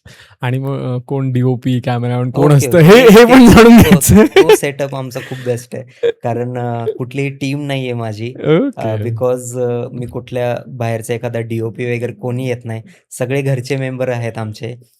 मग माझा जो सेटअप आहे, की एक ट्रायपॉड आहे, एक माईक आहे आणि माझा एक साधा फोन आहे, ज्यामध्ये आम्ही शूट करतो. नाईस. डी-ओ-पी माझी वाईफ असते. ती एवढी ट्रेंड झालेली आहे, की मी तिला एवढं सांगतो, "इथून ते इथेपर्यंत मी वॉक करणार आहे, ते कव्हर झालं पाहिजे." मॅक्स स्टार्टिंगला असं होत होतं, की 3 ते 4 टेक घ्यावं लागायचे, कारण अँगल समजायला वेळ लागायचा. पण करेक्ट. आता ती प्रॉपर ट्रेंड झाली त्या गोष्टीमध्ये. स्क्रिप्टिंगमध्ये माझी मम्मी आहे, वाईफही त्यामध्ये तिचे इनपुट्स देत राहते. त्यानंतर वडिलांचा सपोर्ट म्हटलं तर जे आपल्याला पी-आर लागतात ना, तसे माझे पी-आर आहेत पप्पा. बाबा. कारण त्यांचं म्हणजे असं खूप मोठ्या लेव्हलला नाही, पण त्यांचं ते काय करतात, YouTubeचा कुठलाही व्हिडिओ असेल, लिंक कॉपी करणार, WhatsApp स्टेटस ठेवणार, सगळ्यांनी व्हिडिओ पाहिला पाहिजे. त्यांना आता बऱ्याच गोष्टी त्यातल्या माहीत नाही, पण त्यांचा एक खूप छान किस्सा आहे, ते सांगतात मला. WhatsApp स्टेटसला जे लोकं सीन करतात, त्यांना असं वाटतं त्या लोकांनी व्हिडिओ पाहिलाय. त्यांना ओके. असं वाटतं. तर मग ते मला नेहमी येऊन, "आज 100 लोकांनी पाहिला बरं का." किंवा सकाळी-सकाळी माझ्या मित्राने तुझा व्हिडिओ पाहिला बरं का. मग आम्ही कधी-कधी करेक्ट करायला जातो, पण आता त्या गोष्टी करेक्ट करायला जात नाही. किती कारण किती त्याच इनोसन्स आहे गेस त्याच्यात. त्याच्यामागे त्यांचा तो एक भोळेपणा आहे किंवा ते येस. त्यांना वाटतंय तर वाटू दे. तो आनंद वेगळा वाटतो त्यांना. खरंच. तर ते झालं आणि मग ह्या सगळ्या गोष्टी घरगुती होतात. तर कोलॅबोरेशन वगैरे जे आहे ते स्टार्टिंगला 1-2 मी स्वतः केले होते. तर एक आहे एजन्सी त्यांच्या थ्रू मी कामही करतो. ते सगळे कोलॅब वगैरे हँडल करतात. इव्हन कसं असतं मार्केटमध्ये तुम्ही ट्रेंड करताय, नाही करताय किंवा तुमचा क्रेज किती कमी झालाय, हे माझी एजन्सी आहे त्यात अमित म्हणून एक आहे, ते मला सपोर्ट करतात या गोष्टीसाठी. तर असं पूर्ण सेटअप आहे आणि ही टीम आहे माझी. पण आता मगाशी आपण जसं बोलत होतो, की साडी घातल्यानंतर लोकं क्रिंज कंटेंट पण करतात. म्हणजे हां. करतात. पण तू तसं कधीच केलं नाहीस किंवा तुला आम्ही करताना कधी बघितलं नाहीये. हं, हं. त्यामागची काय भावना आहे किंवा काय भूमिका आहे किंवा काय स्टँड आहे बेसिकली तुझा तसं न करण्यामागचा? कारण तर क्रिंज कंटेंट करून आपण खूप लवकर फेमस होऊ शकलो असतो किंवा खूप लवकर तू मिलियन क्रॉसही केले असतात. हं, हं. मी पाहिले तसे बरेच लोकं साडी घालून व्हिडिओज बनवतात किंवा मला पण काही गोष्टी ज्या नवीन मी माझ्या व्हिडिओमध्ये करतो, ते मी त्यांच्या व्हिडिओजमध्ये कधीही पाहिलं नाही. 1-2 ट्रायल व्हिडिओजमध्ये मला एवढी आयडिया तर आली होती, की स्त्रियांना नेमकं काय पाहिजे. ओके. तर त्यातलं मी सांगेल, की जेव्हा 2 शेजारणी देखील भांडतायत, तर जर एक शेजारीण काहीतरी तिच्या घरचं मोठी गोष्ट सांगते, तर हिच्या मनामध्ये काहीतरी चालत असतं. मी ते दाखवतो, जे तिच्या मनात चालू आहे आणि त्या करेक्ट. स्त्रियांना जास्त आवडतो. तर क्रिंज कंटेंट करायला खूप ईझी आहे किंवा त्यामध्ये आहे. पण कुठलेही कॅरेक्टर करताना आमच्या घरीच इव्हन कॅरेक्टर बिल्ड करताना, स्क्रिप्ट रायटिंग किंवा स्क्रिप्टबद्दल डिस्कस करताना माझ्या आईचं किंवा वाईफचे नेहमी सजेशन्स असतात, की ह्या गोष्टी एवढ्याच लिमिटपर्यंत झाल्या पाहिजेत किंवा ह्या गोष्टी खूप जास्त झाल्या तर ते मे बी त्या स्त्रियांना किंवा महिलांना आवडणार नाही. तर ते करू नकोस हे त्यांनी नेहमी मला प्रत्येक गोष्टीमध्ये सांगितलंय. तर एक करेक्ट. उदाहरण सांगेल जे शेजारीण आणि मटणाचा जो व्हिडिओ होता, हं. त्यामध्ये मी लास्टला असं करत होतो, की मी तेही लिमिटमध्येच करणार होतो. पण मी सांगितलं, की जेव्हा तू म्हणशील, की "तू जेवायला ये," तेव्हा मी साडी वर करून पळून जाईल म्हणलं, की पण आईचं सजेशन होतं, "नको, हे नको, दुसरं काहीतरी कर." मग मी त्यामध्ये उड्या मारत गेलो, हे ॲड केलं. मग ती लिमिटेशन्स आम्ही ठरवतो, की कितपत गोष्टी आपल्याला स्क्रीनवरती दाखवायच्या आणि कितपत कितपत गोष्टी लोकांना आवडेल आणि कुठल्या गोष्टीचा इश्यू देखील होऊ शकतो, हे देखील कळतं आम्हाला. नाही नक्कीच. कारण मला वाटतं ते पण खूप महत्त्वाचं आहे. एक डिग्निटी मेंटेन करणं, हां, एक विश्वासार्हता जपणं खूप गरजेचं आहे. कारण आपल्याला जर लाँग टर्म कंटेंट क्रिएशन बघायचं राइट. असेल तर. पण तरी हे सगळं करत असताना असा काही एखादा आपल्याबद्दलचा मोठा गैरसमज आहे का? असं जाणवतं का? गैरसमज या गोष्टींमध्ये मला हे वाटतं, की लोकांना हे ॲक्सेप्ट करणं खूप कठीण जातंय, की एक मुलगा साडी घालून व्हिडिओ बनवतोय. 1-2 व्हिडिओ ठीक आहेत, पण तो कंटिन्युअसली तेच व्हिडिओ बनवतोय आणि त्याच्यावरतीच काम करतोय. हे लोकांना ॲक्सेप्ट करणं खूप कठीण जातंय मला वाटतं. ओके. कारण ते लोकांना काय वाटतं, की "अरे ह्याला काही काम नाहीये का? की ह्याला ठीक आहे, 1-2 व्हिडिओला ह्याला जर फेम भेटतोय, तर हा कंटिन्यू तेच करणार का?" पण आमचा तो मुद्दाच नाहीये, की आम्हाला त्या गोष्टीतून फेमस व्हायचं आहे. आमचा मुद्दा आहे, की रिलेटेबल जे कंटेंट आहे, ते लोकांपर्यंत पोहोचलं पाहिजे.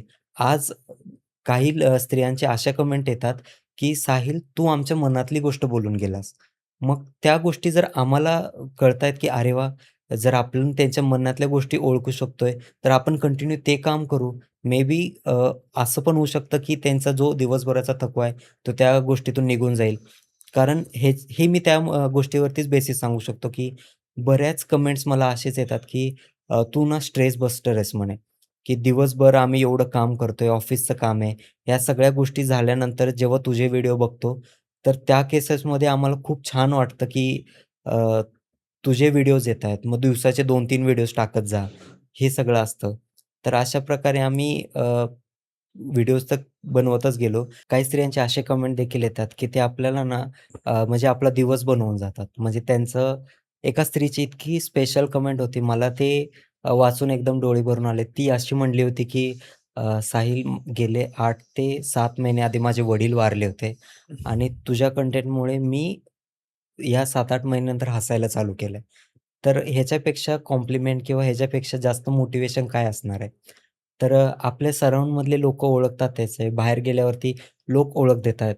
पण असं करत-करत मी असे काही कमेंट्स पाहिलेत किंवा मेसेजेस पाहिलेत ते आउट ऑफ इंडियावरून येतात. जसं की अ, मी मध्ये पोस्ट केली होती, की मला दुबईवरून एका लेडीची पोस्ट आली होती. ती डायरेक्ट अशी म्हणली होती, की "साहिल तुझा कंटेंट इतका आवडतोय आम्हाला, की आमच्या फ्रेंड सर्कल म्हणजे दुबईमधल्या फ्रेंड सर्कलमध्ये हे डिस्कशन होतं, की साहिलचा व्हिडिओ पाहिला का?" म्हणजे ओके. मला ते एक वाटतं, की ह्याच्या व्यतिरिक्त मोटिव्हेशन कायच असणार आहे. मग जेव्हा मी ती स्टोरी टाकली तर बरेच दुसऱ्या जागेवरून आले, यूएसवरून आले. त्यानंतर एक न्यूयॉर्क होतं तिकडून आले. त्यानंतर असे बरेच कमेंट्स मला असे आले, की "आम्हीही व्हिडिओ बघतो बरं का, तर आम्हाला विसरू नकोस" वगैरे. तर असे कमेंट्स येत होते नाईस. मला. तर दुबईवरून जेव्हा कमेंट आले तेव्हा जेव्हा मी त्यांची स्टोरी टाकली, त्यावेळेस मला यूएसवरून एक मेसेज आला, की "आम्ही तुझी व्हिडिओ बघतो." तर नाईस. असे करत-करत परदेशातील बऱ्याच ठिकाणाहून मला मेसेजेस आले, की "आम्ही पण व्हिडिओ बघतोय आणि आम्हालाही तुझे कंटेंट खूप आवडतात." नाईस. आणि गैरसमज असं म्हणू शकतो आपण, की बऱ्याच लेडीजला असं वाटतं, की मी सिंगल आहे अजून. तर तो मला वाटतं, चांगला की खूप चान्स तुला वाटतं. चान्स पण म्हणू शकतो, पण घरी आपल्या बायकाच आहेत. त्यांच्यासमोरच गोष्टी होतात. तर मग मी नाईस. नेहमी मध्ये स्टोरी देखील असं टाकली होती, की आणि मनीषाबद्दल पण एक गैरसमज असा आहे, की ते म्हणतात त्यांना वाटतं, की मनीषा एक फिक्शन कॅरेक्टर आहे. ते कोणी नाहीये तिथे. तर मी मध्ये स्टोरीही टाकली, की मनीषा ही माझी आई आहे. त्यानंतर भाग्यश्री ही माझी बायको आहे. आणि मग त्या लोकांची कमेंटही अशी येतात, "ओह शिट! ह्याचं लग्न झालंय का?" मग असं देखील होतं. असं मग देखील हे असतं. गैरसमज आहेत काही लोकांचे. नाईस. मला वाटतं लोकं ना लेबल करायला खूप इझिली बघतात. हं. म्हणजे आपलं फ्रस्ट्रेशन दुसऱ्याला एका लेबलच्या अंडर देऊन टाका आणि गोष्टी घडतील. ठीक आहे. पण हे सगळं जेव्हा तू सांगतोयस त्यावेळेस आम्हाला पण दिसतं की तुझ्याकडे पण तो इनोसन्स आहे किंवा तुझ्याकडे पण ते आहे की नाही मला हे पण बोलायचं, हे पण बोलायचं, हे पण बोलायचं. मग असे कॅरेक्टर कळताना होत नाही का नाही आता मी साडी घातली मला हे पण करायचं, हे पण करायचं, हे पण करायचं आणि मग ते कसं कंट्रोलमध्ये येतो? कारण आपल्याला 1.5 मिनिटाचंच रील करायचं शेवटी. हो, हो. नाही मी त्या केसेस मी कधी स्वतःला थांबवत नाही त्या गोष्टीमध्ये. ओके. मी मम्मीला किंवा जेव्हा शूट चालू असताना मी हेच सांगतो, की आपण ट्रायल करू. ह्यात अजून बेस्ट होईल. हे बेस्ट करू शकतो. असे करत-करत आम्ही कधी-कधी आमचे व्हिडिओ 4 मिनिटाचा होऊन जातो. मग त्याला 2 पार्टमध्ये रिलीज करा असं ट्रायल असतो आमचा. पण आम्ही कधी-कधी ती सवय आम्हाला खूप वाईट लागली आम्हाला असं वाटतं. कारण लोकांमध्ये तो पेशन्स नाहीये, की 3 मिनिटाचा व्हिडिओ बघणं हा पेशन्स नसतो. करेक्ट. पण आता मी काही फॉलोअर्स असेही पाहिले, की त्यांना 3 मिनिटंही कमीच वाटतात आहे. ते म्हणतात, की "दादा तुझा कंटेंट आम्ही जो 3 मिनिटाचा आहे तो आम्ही जवळपास 4-4, 5-5 वेळा बघतो." तर मला असं वाटतं यार त्यापेक्षा लाँग व्हिडिओ देणं सगळ्यात सोपं आहे. ते प्रयत्न करायला चालू पाहिजे. आहे का? प्रयत्न चालू आहे. ते आम्ही करणार आहे. लवकरच आम्ही जे YouTube चॅनलवरती आहे आम्ही लाँग सीरीज वगैरे स्टार्ट करणार आहे.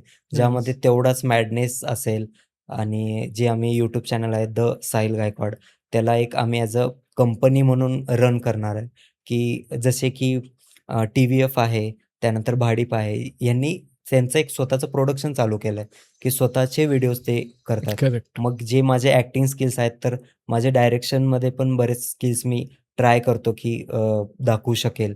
एडिटिंग वगैरे ही स्वतःच करतो, तर ते स्वतः दाखवता येईल. म्हणून आम्ही असे एक साहिल गायकवाड एक कंपनी रन करायचा प्लॅन आहे. सो लोकांना ते राहिलं नाही पाहिजे, की आज काय बघायला नाहीये. साहिलकडे खूप आहेत बघायला गोष्टी. मग पेपर कधी टाकतोयस आय-टीमध्ये? लवकर तर नाहीये. पेपर टाकणं थोडं कठीण डिसिजन आहे. जे पण लवकरच. विचारायचं आहे की फुल टाईम कधी स्विच होतोस कंटेंट क्रिएशनमध्ये? हां, त्यासाठी एक प्लॅन वगैरे आमचा असा आहे, की फायनान्शियली आम्ही थोडंसं स्ट्राँग व्हायचं बघतोय. जर इन केस आम्ही 2 ते 3 वर्ष देखील काम नाही केलं, तर तेवढं राहिलं पाहिजे, की आम्ही इव्हन पुढे गोष्टी करत गेलो पाहिजे. करेक्ट. तर फायनान्शियली स्ट्राँग होणं खूप महत्त्वाचं आहे त्यासाठी. करेक्ट. पण आता याच्यासोबत ना आता मी ज्या कंटेंट क्रिएशनच्या वर्ल्डमध्ये आहे, त्याच्यामुळे मला माहिती आहे तुला पण ह्या गोष्टी येत असतील, की लोकांना असं सांगणं खूप सोपं असतं, तुम्ही तर काय ड्युअल इन्कम कमवताय. तर तुला पण अशा कमेंट नक्कीच येत असतील. तर ओके. तुम्ही तर काय आता फेमस झालंय, तुमच्याकडे तर सगळेच ब्रँड आहेत. म्हणजे लोकांचं असं तर तुम्हाला चड्डीपासून बनियनपासून सगळंच फ्री मिळू शकतं. ओके. असंही लोकांचं असतं मे बी. हं, हं. तर याला ॲक्चुअली फायनान्शियल बाबतीमध्ये कसा स्ट्रगल आहे, हे मला तुझ्याकडून जाणून घ्यायला आवडेल. कारण बऱ्याच लोकांचं असतं, की नाही आम्हाला कंटेंट क्रिएशन करायचं आहे. पण मग त्यांना असंच की अरे मला 3ऱ्या-4थ्या व्हिडिओलाच मिळाले पाहिजेत चांगले पैसे किंवा हां. कोलॅबोरेशन्स पण मिळाले पाहिजेत. असंही लोकांचं असतं आणि बाकीचे असे लोकं बोलणारे पण असतात. मग ह्याच्यात तुला एक्झॅक्टली कसं तू बघतोस किंवा कसं असतं हे सांगशील तर हं. आवडेल. सुरुवातीला ना जर आपण हा विचार घेऊन जर कंटेंट क्रिएशन स्टार्ट करतोय, की मला कोलॅबरेशन्स आले पाहिजेत, मला एक साइड इन्कम स्टार्ट झाला पाहिजे. हा जर विचार असेल तर मला नाही वाटत की जास्त ग्रो करू शकेल. कारण कसं होतं, की त्या गोष्टीच्या मागे लागून तुम्ही चांगला कंटेंट देणं कधी ना कधी मागे पडतात त्या गोष्टींसाठी. तर ते नाही झालं पाहिजे. कन्सिस्टंटली काम करणं खूप महत्त्वाचं. कारण मला आठवतं मी जे माझं फर्स्ट कोलॅबोरेशनही केलं होतं, ते एक 1000 फॉलोअर्सच्या वेळेसही केलं होतं. तेव्हाही भेटतात, बट ते लोकांना आवडतंय का, जे तुम्ही कोलॅबोरेशन करतायत? आणि आजकाल लोकांची जे तुमचे ऑडियन्स आहे, त्यांची मेंटॅलिटी इतकी स्ट्राँग आहे किंवा ते इतके हुशार आहेत, त्यांना कळून जातं की कोलॅब कोणता आहे आणि कुठला व्हिडिओ स्किप करायचा आहे. हे कळून जातं. मग तो व्हिडिओही चालला पाहिजे.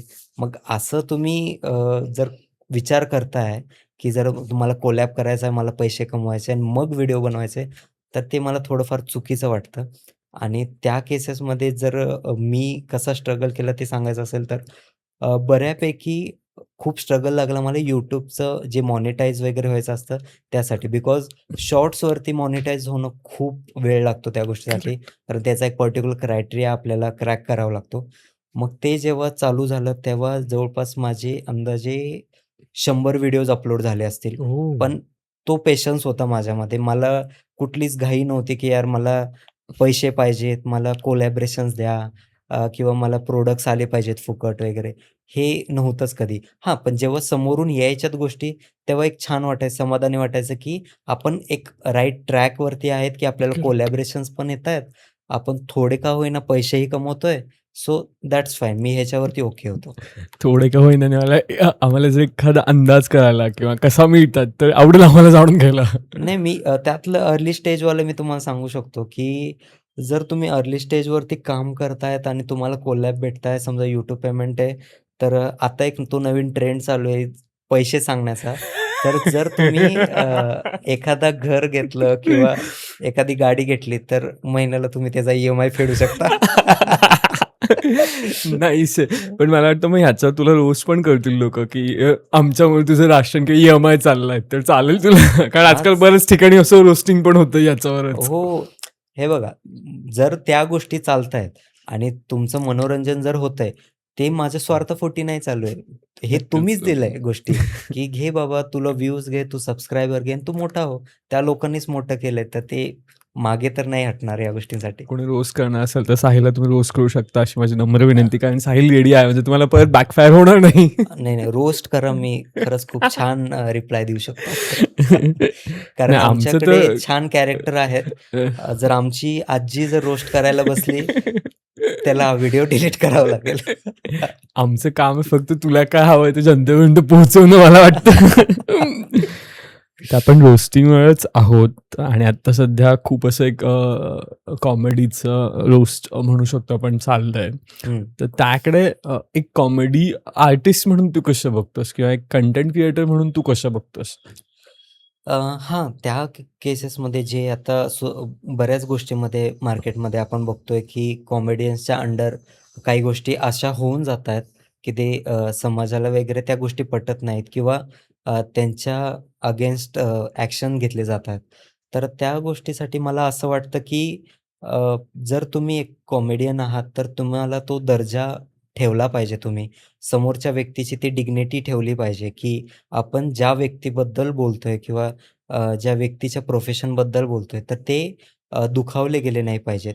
कारण असं नसतं, की तो एका पर्टिक्युलर व्यक्तीबद्दल बोलतोय. त्या प्रोफेशनमध्ये लाखो लोकं आहेत. तर त्या प्रोफेशनबद्दल जर आपण बोललं जातोय, तर ते लाखो लोकंही हर्ट होत आहेत. कारण त्या लोकांना त्या गोष्टी पटत नाहीत, जे तुम्ही बोलतायत. ते देखील त्यांनी केलं पाहिजे.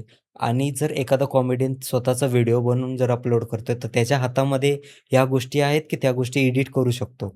पण तरी त्याला जर ती समज येत नाहीये, की ही लोकांना नाही आवडणार, तर मग ती एक चुकीची गोष्ट आहे. ती त्यांनी जपली पाहिजेत आणि प्रेक्षकांनी पण प ते पैसे देऊन ते गोष्टी बघायला जातात आणि भले त्या कॉमेडीने समजा त्या व्हिडिओमध्ये तो पार्ट टाकलाच नाही, पण तिथं हॉलमध्ये उपलब्ध असणारे 100 लोकांनी ती गोष्ट ऐकलेली आहे.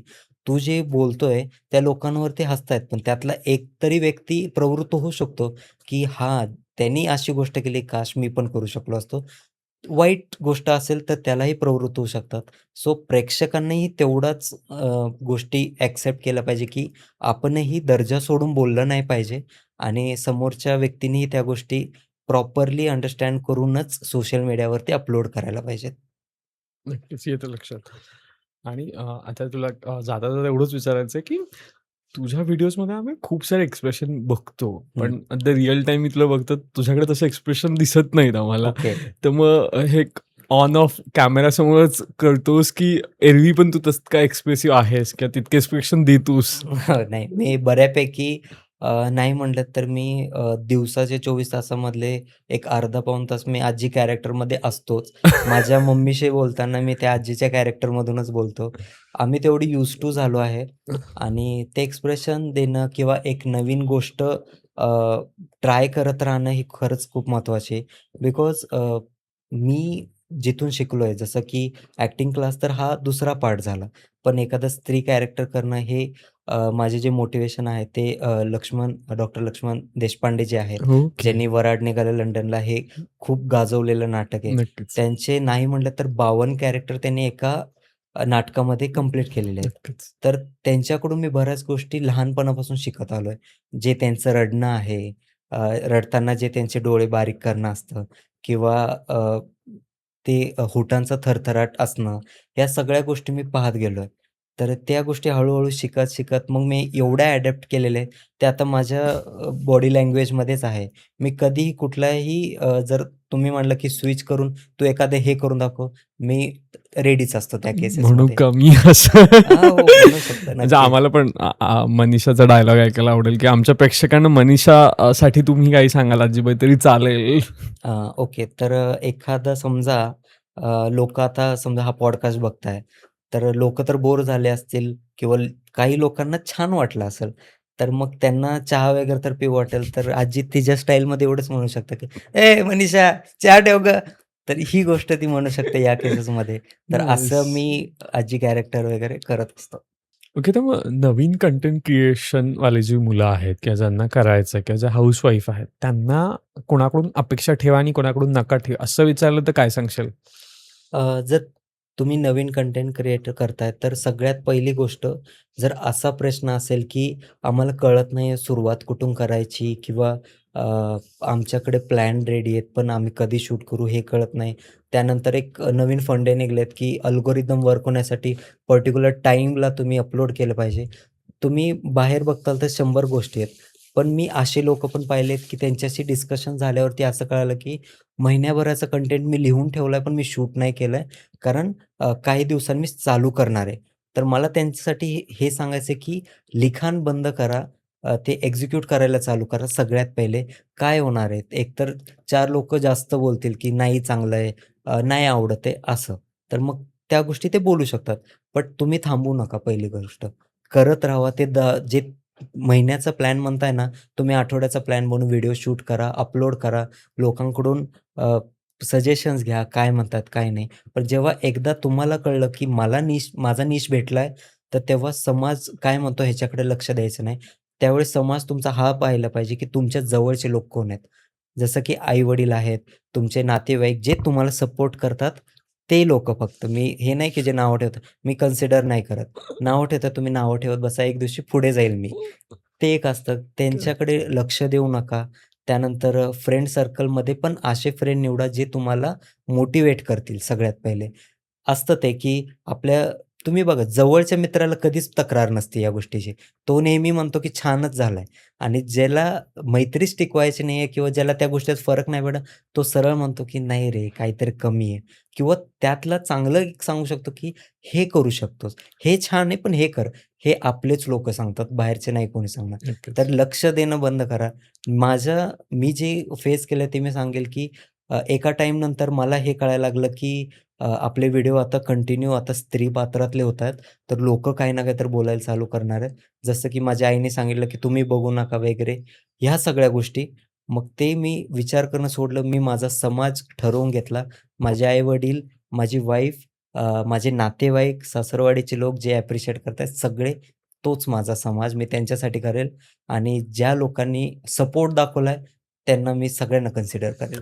नक्कीच मला वाटतं हे आपण आपल्या बाउंडरीज डिसाईड करणं खूप जास्त गरजेचं आहे खूप एका गरजेचं आहे. टाईम नंतर. हो. आणि मग जरी तुम्हाला कोणी मग लेबल केलंत, की नाही अरे हा फेमस झालाय किंवा हा बदललाय तरी चालेल, पण त्याच्यात नाही, आपल्याला पीस आहे मला आज वाटतं. तुम्ही जर म्हणताय, की तो फेमस झालेला आहे, तर जेव्हा फेमस नव्हतो तेव्हा विचारायला आलो होतो ना मी, की व्हिडिओ आवडलाय का तुम्हाला? तेव्हा तर तुम्ही नाही म्हणलात, पण तोच करेक्ट. व्हिडिओ आज चांगला चालतोय.